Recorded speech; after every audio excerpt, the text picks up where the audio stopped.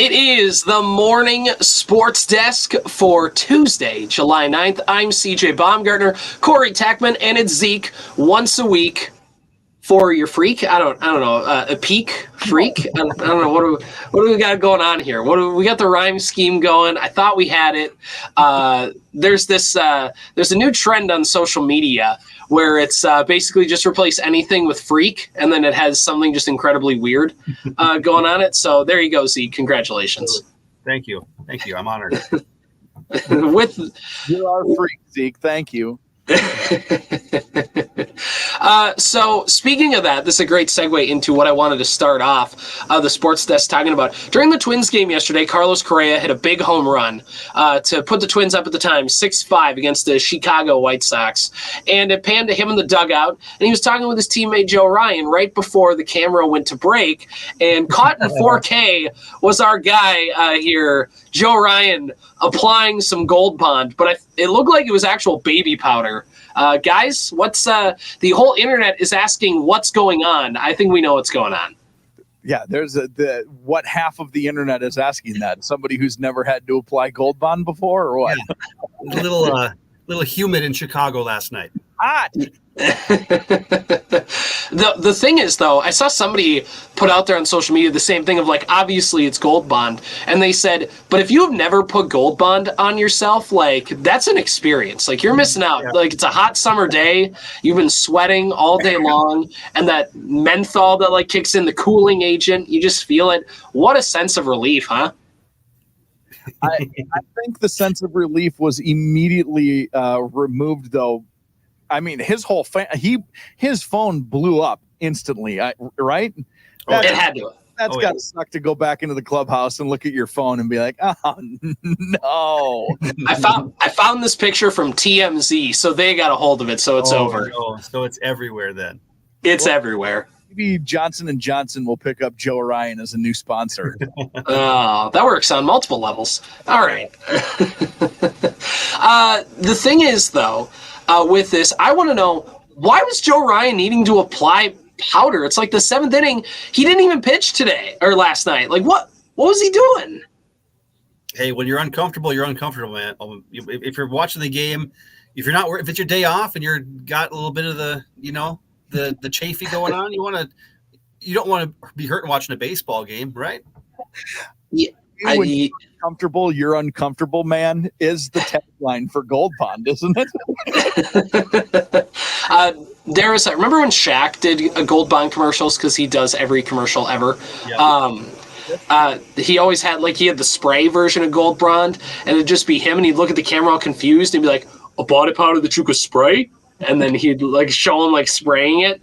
And so every time I see Gold Bond, I look at my wife and I just go, a body powder that you could spray? And then she walks out of the room. It's great. She's right. She's right. And you are right to have not missed the opportunity. Well, congratulations, Joe Ryan, on your new sponsorship. You earned it. The best part is Sunday was kids Joe Ryan jersey giveaway at Target Field. So there are 10,000 kids out there proudly wearing their Joe Ryan jerseys today. And maybe have no idea he's an internet sensation and why he's an internet sensation, which makes it even better. My kids each got Joe Ryan jerseys on Sunday. And they're wearing so many more giveaways too, right? Now you could have a Joe Ryan Gold Bond day. Gold Bond giveaway, right? Yes.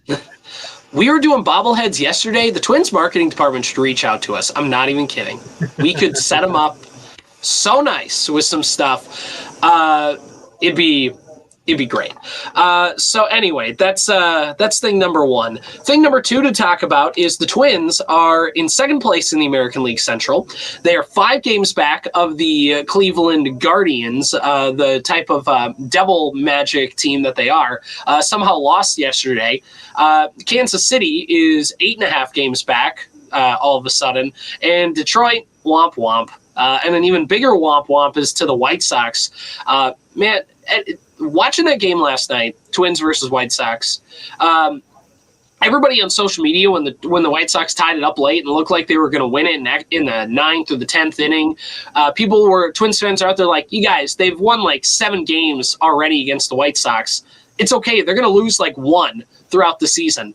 And then like an hour later, all the tweets back to their original post go, never mind. They're never going to lose to the White Sox ever again. Yeah, 8-0 now. Isn't that the Twins' record against the White Sox? Yes. Yeah, feels good. Yeah, they really stink at baseball. And in baseball by a million miles, and they're worse than the margin of worse is greater than the best team is best. Yeah. Absolutely. There's not a 67 win team in the majors. No. The weird part for me is a handful of years ago, I mean, I was legit scared of the Chicago White Sox and how they were going to run the American League Central for years to come when they had Tim Anderson winning batting titles, Jose Abreu, Moncada, and they had all this offensive firepower, the pitching that they had, and just it didn't work out. And the Tony La Russa effect, you can blame it on him as much as you want for destroying that core. And now, I mean, I think Abreu, I don't think he's with the Astros anymore. I think they cut him. Tim Anderson got cut by the Marlins last week. Just the fall off of the two. Giolito is like nowhere to be found. Yeah, because Giolito's another guy went to Boston. And I think he's out for the year with an arm injury. The fall off of the 2019 Chicago White Sox needs to be studied. It would be a fantastic thesis to read. It'd be horror that would turn into a comedy, I think, all of that. And it's funny because, don't get me wrong, I love the fact that the White Sox are bad. And if you say, hey, didn't the White Sox, that was pretty bad. They didn't develop their prospects the way they should have. Well, rest ye, merry gentlemen, because the White Sox hired their director of player development to be their general manager. They promoted from within. So that's the solution. The Twins That's going to fix their problems. That's going to be the non-existent, lower and middle class of his organization is now in charge of promoting the correct people to the upper. It's bad. It's really bad news. Yeah, it's not good. And it's fun to laugh at. It's fun to watch the post-game shows because, Ozzie Guillen is the expert on the panel, and it's funny because every once in a while their segments are just gonna devolve into chaos where it's like him and the studio host. There's a clip of them like just rolling on the floor, like it's very fun to watch them talk about how bad this team is, it's really great. And not only that, because of MLB's new tanking rules, because they got a top 10 pick this offseason. Or this coming draft, they can get no higher than the 10th overall pick next year. So they're going to lose 110 games, and they're going to get the 12th overall pick. You just hate to see it. Oh, I disagree. They're my least favorite team. I know as Twins fans, you're supposed to hate the Yankees.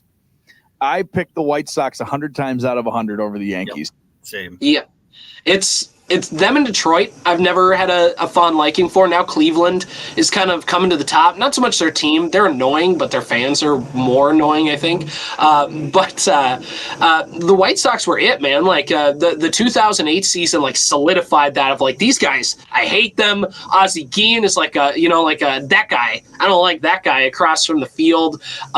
They were, whatever. You saw Paul Konerko come up and that Jim Thome bomb sent me through an existential crisis at 10 years old in that game 163 that the Twins Nick Blackburn, man, that diving catch by Ken Griffey Jr. For the 3 months he played for the White Sox, and Denard Span and Justin Morneau were in the booth with Marnie Gellner, which we'll get to. That'll be our next thing.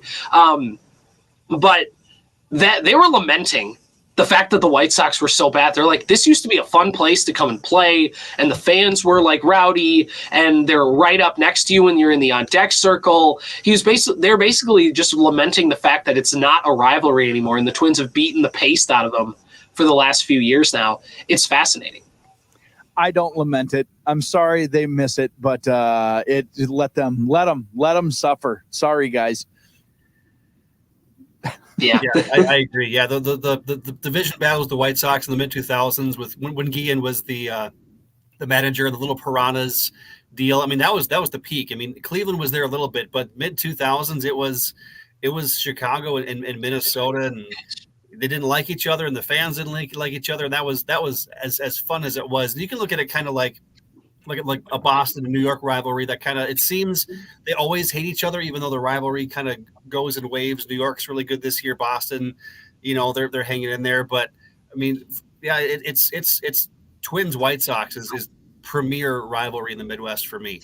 Maybe even I'm not going to say more so than Cardinals Cubs because that's up there too. But for me as a Twins fan, it's probably pretty close. It doesn't feel like there's another rivalry in the division quite like this one, right? Like if you look at the NFL, like the Vikings-Packers it's a major rivalry, but the Packers-Bears rivalry is arguably even bigger. Is there like a who hates Cleveland? Who hates Kansas City? I don't know if those rivalries necessarily exist anywhere, but it feels like that Twins White Sox one is the one that's always bubbling on the surface. Yeah, it definitely feels like that. And especially, for us lowly Minnesotans, or at least the way we like to perceive ourselves, it's that, we're just the humble folk from Minnesota versus the big city Chicago. We're going to stand up against those guys, especially when the Twins had the dome. And like you talked about the piranhas and the scrappiness and kind of going up against like some of those guys. Also having Przinsky on the White Sox, and then they won the World Series in 2005. And there was a lot of stuff to add onto that rivalry. It was really, really fascinating when it was there. Now it's gone. I mean, they can stay away forever. I don't care. They don't need to be good for the end of time. Their owner certainly doesn't care if they're good at all, ever. So anyway, that's thanks to be the Chicago White Sox. All right, one last thing before we get to kind of our main pitch of the episode is that Marnie Gellner got the opportunity to call the game yesterday. And not only did Marnie Gellner call the game on TV for Corey Provis, but the Saints play-by-play announcer, whose name escapes me, filled in for Connor Ronson. Yes, filled in for Chris Atterbury on the radio, which was really cool. Did you guys hear any of it? What were your kind of takeaways? I didn't listen to it. Now I can't watch it. I was excited to hear about Marnie because this is like history-breaking stuff for Marnie in the Twins organization, in baseball. I can't remember the specifics. She's certainly the first woman to call a Twins game on TV. Is that maybe all of baseball too? No, not all of baseball. The A's have a full-time female play-by-play announcer. Awesome. But I mean, just a huge deal. And Marnie has kind of been like breaking through these walls, she's done some Timberwolves stuff. It's really cool what she's done. And she's been around like for a really long time and is an excellent broadcaster. I was bummed I wasn't able to watch it because I was just kind of rooting for her. And it sounded like, everything I saw was positive reviews. Yeah, I think it's good because the Oakland gal, whether it's warranted or not, has been getting a lot of criticism on social media. I mean, she's had some rough calls, and she gets roasted online when those happen. But I think Marnie Gellner can definitely turn the tide here. She's solidified herself as a great voice with the Timberwolves. She's done Timberwolves games. She's on K-Fan on the morning show all the time. People in Twin Cities love Marnie Gellner, and for her to jump into this role fairly seamlessly. I didn't watch the game yesterday. I was listening to Shauna Ronson on the radio, but I've seen the highlights of her call of the Matt Wallner home run. I think we were texting about it last night. 117 off the bat. She didn't have a lot of time to do a call, but she filled it very, very nicely. And I think from what I've heard on the highlights, Marnie's did a good job. But on the radio side, Shauna Ronson with the St. Paul Saints, he's a guy who's been looking to get to the major leagues for a very long time. He's been with the Saints for a long time. He's bounced around the minor leagues. He was with the Fort Myers Miracle for a while. I interviewed with Sean with the St. Paul Saints probably 10 years ago or something like that out of college for a summer internship. And from the interaction I had with him there, he seems like a solid guy. And the Saints are very excited for him. Saints fans who listen to him regularly on the radio, very excited for him to get his shot to get I think this series and then the Giants series next are the two that Sean is going to be filling in for Chris Atterbury on the radio side. But even then, he's a guy with 20 plus years of experience. So it's not some college kid stepping in and taking over play-by-play duties for the Twins. I thought he and Danny meshed pretty well last night, and I'm excited for Shauna Ronson to get this chance to call games at the major league level. I only heard like one inning of him while I was driving to and from yesterday, but from what I heard, it sounded good. There wasn't any kind of big opportunity to do a call, but again, thought it just worked. Like you didn't hear it and go, "Oh, this sounds clunky." And the same thing with Marnie. And you kind of mentioned that, Zeke, like she has so much built-in credibility with people watching the game. Everybody like just goes, oh, that's Marnie. She's got the call. She's doing the play-by-play. Like everybody's heard her voice. And I think like if you just kind of expect it, like, because she did the sideline reporting stuff forever, like, oh, she's doing tonight's game. And then she kept talking. I think I was at my parents' house yesterday. I think it was my dad went, is Marnie Gellner like doing the game? Like, because everybody just, she's got that built-in credibility of doing all that stuff and just being a pro. And she did a spring training game a few years back, I remember, for the Twins on TV. But it's spring training, so it's a great opportunity to get your feet wet, do that. And I think where it works versus, again, the Oakland one's a little bit different because that's a full-time gig and there's a lot, whatever. But on a one-game fill-in, just to have that built-in credibility of everybody already, like, there's just that respect and admiration for her to do it. She had a good call. There were a couple times where you mess up, but we've all done that in a game, so it's kind of nothing. Like Provis has had a couple of those. Bramer's had a couple of those. It's been, whatever. But I thought that went well. It's fun to see kind of these other people step in throughout the season and get to call a game and just kind of a little palate cleanser and mix things in as stuff goes along. All right, let's move on to the next topic, which is going to be that the Twins game yesterday. Brooks Lee had the go-ahead RBI single in the 11th inning, and he's played 5 games and already has 8 RBIs. The legend of Brooks Lee grows. Have the floor, guys. What do you think? I said it yesterday. I'll say it. I said it in a text thread. There's no way I just won't be irrational about this guy because he shares the same name as my kid. So I'm already going to be weird about it. The RBI the RBI knock that he had from the right side of the plate, just taking a pitch middle out and line driving it out into center field. I think it was like center field. Yep. Where he knocked that thing. Just looks completely and totally comfortable, and not in a like Jose Miranda's, nobody's seen the ball better than that, in the history. Like, he looks totally comfortable in a way that a guy who's been playing baseball for a really long time just doesn't get out of sorts at the plate. I know it's early and things will get out of sorts because they get out of sorts for everybody, but he's just in this really, like he's playing at a really nice ease and pace and tempo. Nothing looks too fast for him, even when maybe the result of an at-bat is not an ideal outcome.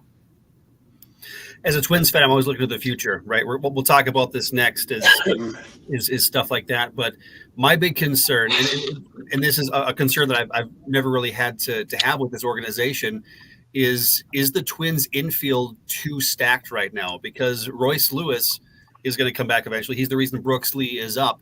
And then when Royce Lewis is eligible to come back from the groin injury, who goes down? In this Twins infield, do you send Brooks Lee back down for as hot as he's been? Do you send Jose Miranda down, who's just named American League Player of the Week? He batted 700 last week. Do you send that guy down? You've got Willie Castro, who can go everywhere. You don't send Willie down. You don't send All-Star Carlos Correa down. Kyle Farmer's batting about his body weight right now, but he's another one of those utility guys. It just that's what I'm looking forward to is the competition in this infield, because everyone is playing so well right now. And it's weird to say this, but where does Royce Lewis fit into the equation when he comes back? Do you DH him? Larnach's been playing okay. Do you put him in the outfield? I mean, last time he played outfield, bad things happened. And maybe with the trade deadline looming, maybe you move a guy like Kepler and shift things around, and Lewis goes to the outfield, which would be too bad because he's got a great glove at the hot corner. He's a shortstop. The Twins just have an overwhelming wealth at that middle infield position right now. It's going to be fascinating to see how they handle that, and we'll get to more of that in a second. But Brooks Lee, me and Corey talked about this yesterday. There was a case in the offseason a lot of fans have been making of like, do you just trade Brooks Lee because you already have Julian, you already have Lewis, you already have Correa, and if you feel like he's going to be a shortstop prospect, but he's not necessarily going to be a shortstop in the majors, a shortstop prospect is like the highest trade chip you could possibly have besides a top-tier starting pitcher. And if you wanted to get that top-tier starting pitcher, maybe you would trade that. But from everything I've just heard, like hearing people talk who are like in the know, talk about Brooks Lee, the Twins did not think that he was going to drop to them at 9 in the 2021 or 2022 draft, excuse me. They did not think he was going to get to them, and he did, because the Rangers took like Kamar Rocker or something like that. He fell into the Twins' laps, and they scooped him up. And I think just there's kind of the same way about how the Twins were never going to trade Kepler, because if you rate a guy so highly, there's going to be no value that a team is going to give you that you're going to actually be happy with. And I think that's the same thing. Maybe Brooks Lee was floated around in trades, but his value internally is so high that they wouldn't trade him. And you see why. Not only has he gotten hits on the left side of the plate, but he got that hit yesterday, for that go-ahead knock from the right side. He's a switch hitter, and he's worked all year all winter to kind of crafting out the right side of the plate, catching up to the left side of the plate, and making a swing fluid and symmetrical on both sides. And for the guy, just everything the guy is, I've said this before, but he's just a baseball player. Look at that guy. Everything. His name is Brooks Lee. His dad was a Division I baseball coach. He played shortstop. He's a switch hitter. He's a contact first slasher, doubles. He's got some pop, but he's not a big swinger. He's a guy who, and that go-ahead knock in the 11th, he just puts the ball on the bat, or the bat on the ball, excuse me, and just knows where to put it. He just lifted it over the second baseman's head. All he needed to do. Just that guy has a high baseball IQ, a high floor player. I've been high on Brooks Lee for a long time, and I'm glad that he's in a Twins uniform, and I'm glad that he's getting a chance early to kind of show what he's made of. So now that we got that, I think it's time that we kind of get into that next topic, because we're already starting to delve into that. Who are the Twins' trade chips come the trade deadline? Because it's not too far away. I just lost the official trade deadline date for Major League Baseball, but let's see here. Doesn't pop up for me, but July 30th. So it's 21 days away. Who are the Twins trading? Who are the Twins' trade chips? As Zeke talked about, it's kind of a conundrum with trying to fit all these pieces together. And do you offload somebody, or is there another high prospect that you're okay with getting rid of? And because let's just start off, who are some guys that are on the table if you're Derek Falvey that you'd be like, if a team called you and said X player, you wouldn't hang up the phone? Can I ask a clarifying question before we get into it? Yeah. What do the Twins are going to upgrade pitching, right?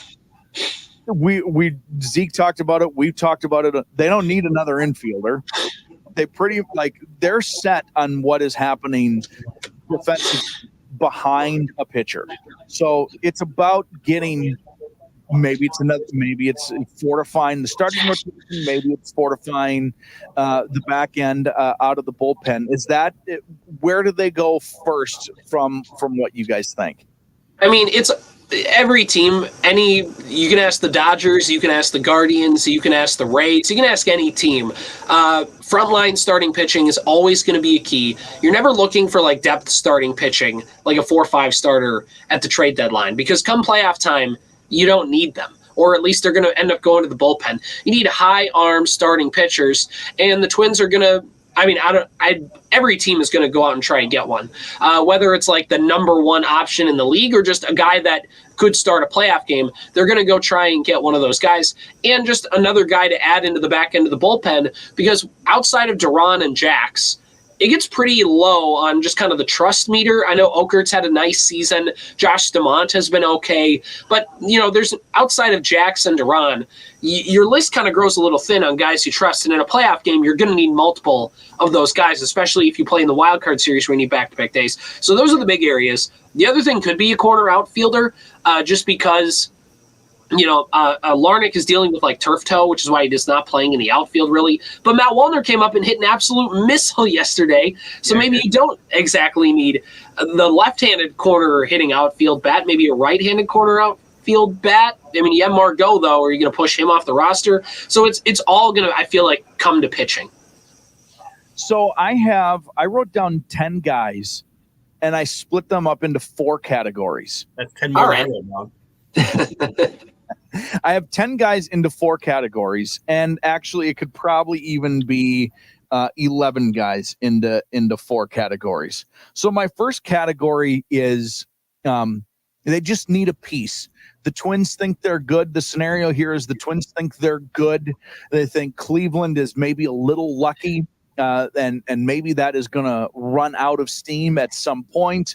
And not only that, but the Twins think not only are we going to get a division out of this, but also like we think we can compete come the big lights of playoff time. So this is just like the get a piece category, and I would put Carlos Santana, Kyle Farmer, Ed Julian, and our friend Mr. Margot, who you just mentioned. Like those guys could all be offloaded for a piece in the bullpen that just like you feel like you're lacking a right-handed arm, you're going to get a right-handed arm in the bullpen. You feel like you need a lefty, somebody who's a wily veteran left-handed thrower out of the bullpen. One of those guys will get you that piece in return. Does that seem fair? Sure.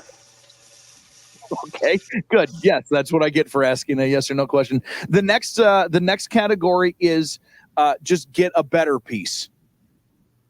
And that includes Jose Miranda, Max Kepler, Trevor Larnach, and Willie Castro. You're not going to get a guy who's going to completely put you over the top for those guys in return. But all of these guys have had weird, like their impact is either marginalized because of kind of the role they're being asked to play, or their careers have been up and down a little bit, right? Miranda's red hot. He's probably your best like active trade piece actually, because you can be like, take him. He's a 700 hitter. You see what he just did? Maybe you get somebody who's desperate, who needs a corner infield pop. I don't know. Do those names make sense in that spot, or am I maybe not giving Miranda or Kepler or Castro or whoever enough credit for their impact on the Twins? I think Max Kepler, his name comes up in trade talks every single year. You know, he's kind of like Matt Dumba with the Wild. It's just kind of, we know it's going to happen. When is it going to happen? It's every single year. And Max Kepler, it seems like Max Kepler is always drawing interest from the New York Yankees, right? Eventually, Kepler's going to go be in pinstripes and go hold down right field or whatever, wherever Aaron Judge isn't playing these days. And I think so. With the riches that the Twins have with their infield right now, I mean, somebody's going to be dispensable and somebody's going to be trade bait, and it's likely going to be a fan favorite guy like Jose Miranda is right now, or Willie Castro, super utility guy, or Kyle Farmer, who kind of has, I don't want to say doesn't have any value right now because Willie Castro's kind of jumped into that utility role, but Kyle Farmer is a veteran bat in that lineup. And does he have the same trade value as those other guys? Absolutely not. Is he going to get you a piece that's going to come in here and solidify the number 3 spot in this rotation for a playoff run? Probably not. So it'd be Farmer and a couple high prospects, or Miranda and a prospect, or something like that to get some of the guys. I got a list here from MajorLeagueBaseball.com of potential trade targets that could be moving from bottom feeders that could help somebody out. And I'm seeing names like Tyler Anderson from the Angels as a pitcher. Miguel Andujar from the A's, potential fit could be the Minnesota Twins. Chicago White Sox guy, I don't want him. Chicago White Sox guy, I don't want him. Carlos Estevez in the bullpen from the Angels, another Chicago White Sox guy. Matt Moore from the Angels. Yeah, this list is basically Angels and which Tanner Scott from the Marlins maybe a fit. So from this list, there's not really that standout name that people know that's gonna come in and be the guy in this rotation. So I think if the Twins don't see any big value there, maybe they'll make a couple minor moves, like a Brian Fuentes move a handful of years ago, something like that, just to kind of find a sneaky piece for the back end of the bullpen. But the Twins, I don't think they make any huge blockbuster moves because they're not trading Brooks. Austin Martin, maybe that's an intriguing name here at this point. Where does he fit into all this? And if they move Matty Margot, does Austin Martin come in and fill that role there? So there's a lot of different moving pieces that the Twins have to figure out in the next 3 weeks here. There's so many things that have to move, and this is the thing always with trades is I think every year, like the general fan, and you see this with Yankees fans because they're just unabashed in their they're just unabashed, generally speaking. They'll put out there, they'll be like, can we get this team's best pitcher? And if we give up 5 minor league guys that are all like 99th, 98th, 97, 96 on our top prospect list, but like there's 4 of them. So like, I mean, we just give up a lot of them. Yeah, like Carlos that's Santana, not Carlos, Johan Santana. Let's just give him 5 prospects and see what sticks. Yeah, exactly. I mean, who would sticks? Hey, the 2 years of Carlos Gomez were pure fun. They were. That Philip Humber threw a perfect game for the White Sox like 5 years later. Notable, that's a trivia night. Phil Humber, perfect game. But the thing about the Twins is, I think if they do make a move, I feel like it will be, because remember last year they didn't make a trade at all at the deadline, and they ended up playing their best baseball after the trade deadline. So I think there's not necessarily that a move will happen, but I think, like a Michael Fulmer option a couple of years ago, he was a very sneaky help for the Twins. He wasn't a high leverage guy, but just somebody who could keep those high leverage guys. Maybe if your team's up 5-1, you don't need to bring in Griffin Jax or Yohan Duran. You can just bring in that guy and have him pitch to hold down the fort. But the thing with the Twins that's sneaky with the trade deadline is they don't always go after guys who are impending free agents because, it's, again, what's the best value you can get? They'll pay a little bit more for a guy that you also get for the next year, like Tyler Mahle. Remember, I mean, how the trade worked out was whatever. You're not selling me, CJ. You're not selling me. The result was bad. The process was good. Yeah, and I think Paddock, that the other guy. Chris Paddock is another Chris Paddock, exactly. Yeah. A guy who has team control. So you're not just trading, because everybody overspends at the trade deadline. So overspend on a guy that if you're going to overspend, at least overspend a year later. So that way, 2 years from now when the guy leaves, well, you're not necessarily thinking about that loss as much. And that's where I'm looking kind of at the impending free agents in 2026. Arizona has a guy like Jordan Montgomery. He hasn't necessarily had a great season. I wouldn't trade for him. Chris Bassett's been okay. His underlying numbers are a little weird.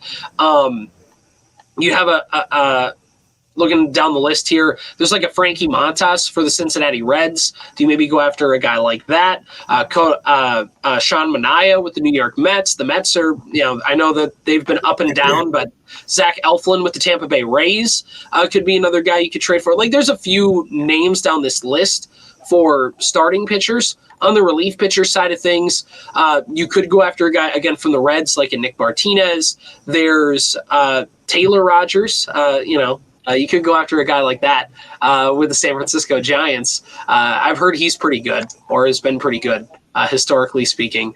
But there's a few names there. But who I would give up, who I would be willing to give up, I think you guys have already done a good job covering the major league guys. I think if I'm looking in the prospect pool, who's a guy that you're willing to give up on the high end of things? Walker Jenkins is out. He's your top prospect. He's a top 5 overall pick. You're not moving him whatsoever. Emmanuel Rodriguez, you're not moving him. He's staying put. He's a no-touch guy. Brooks Lee, technically a prospect. David Festa, technically a prospect. Your top 4 prospects are off the board. Luke Keeschall, who was the Twins' second-round pick last year out of Florida State, is going to play in the Futures game, took the spot of Brooks Lee. He's a guy who's a second baseman, corner outfielder, right-handed hitter, could be a nice little player. He's batted really well in Double-A, could potentially play in St. Paul by the end of the year. He's a high riser this year and is having a really good rise. So you could sell high, on that prospect and ship him. You already have kind of those corner outfield spots, Larnach, Wallner. I know, depending on what the Twins do with Kepler after this year, you could sell high on a guy like that, kind of get him onto your system and see things like that. Tanner Schobel's the second baseman, third baseman. He's in AAA. He's your top 10 prospect, righty. Again, infielder, you're really full on infield. Just a guy that you could probably offload because he's pretty close to Major League ready. Michael Hellman is another guy like that. Junior Severino in St. Paul is another guy. Basically, you're looking for a lot of guys in the high minors because teams like that because they can get to the major leagues and they can kind of show their fan base why they made a trade. And also, they don't really have a fit in your organization. Spencer Steer, Christian Encarnacion Strand, they're kind of persona non grata for some Twins fans. But, I mean, honestly, like, they weren't, they're fit right now. Where would they be playing? Because you have Brooks Lee and Royce Lewis, and that's the thing, is you have to balance that. And you could put the risk out and fall flat, and because Encarnacion Strand and Steer are productive players in the majors. But also, it's again that Wally is right now for the Twins. Oh yeah, exactly. Well, we always got those 20 innings. We'll always have those 20 innings. Yeah. They looked good. I was so believing that was going to work. God, that's what I get for writing about something. Anyway, but I feel like it's going to be a high minors prospect. That's going to be one of those guys. A high minors prospect that's probably in the infield.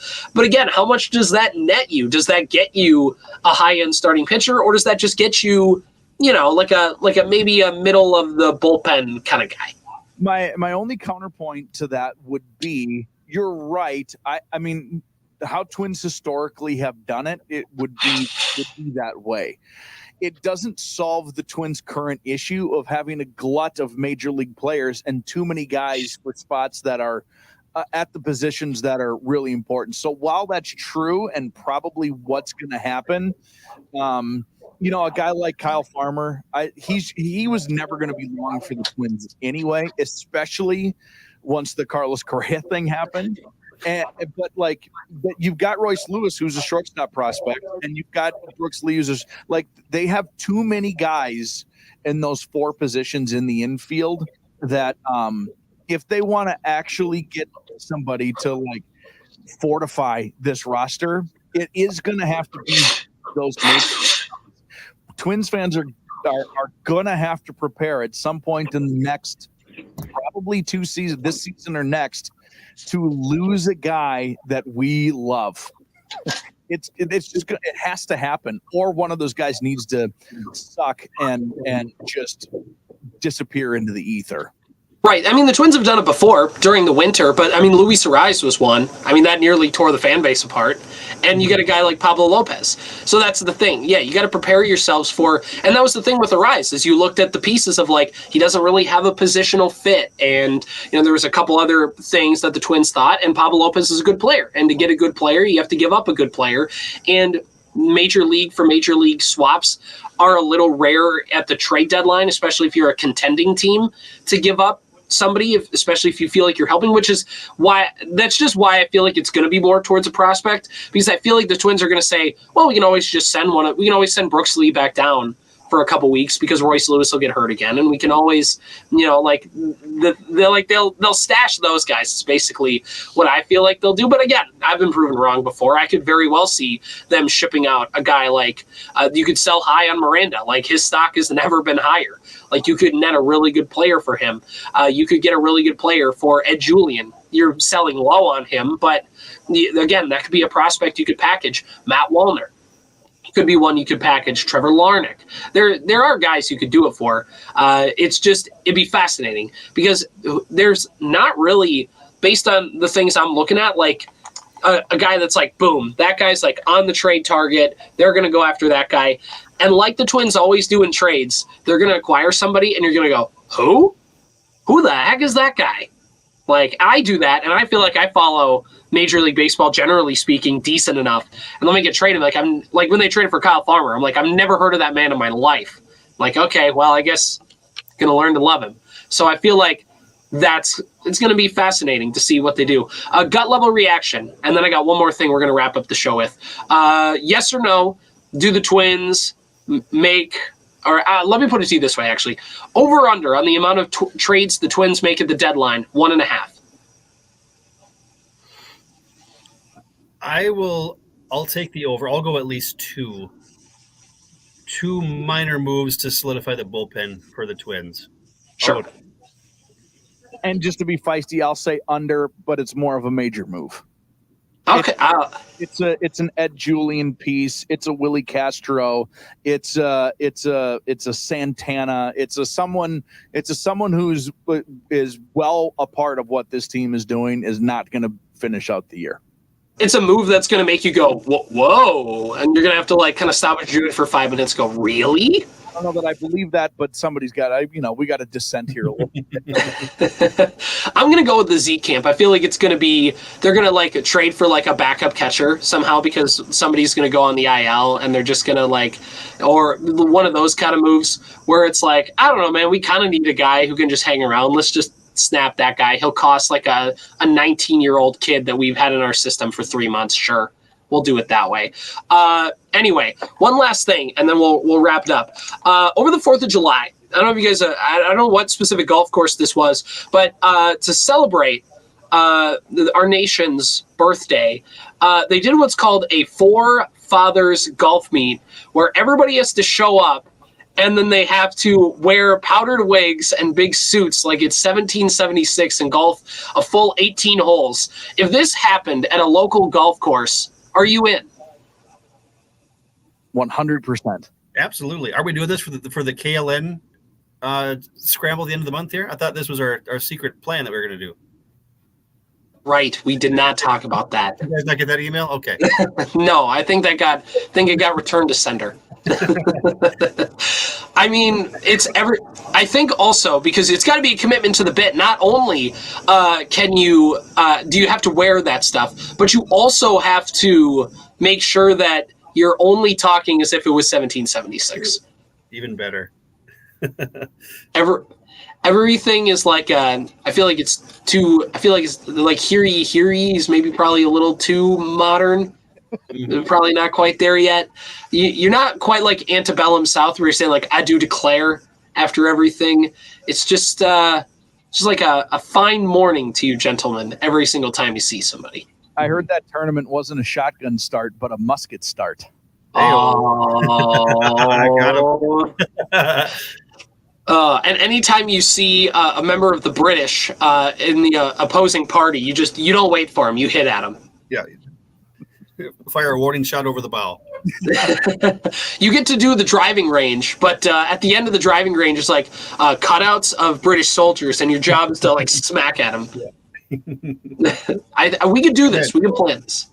I'm in. We have a Superstation Hubbard Radio-Wadena 4th of July golf fundraiser that we are gonna get turned up. Like it's gonna be great.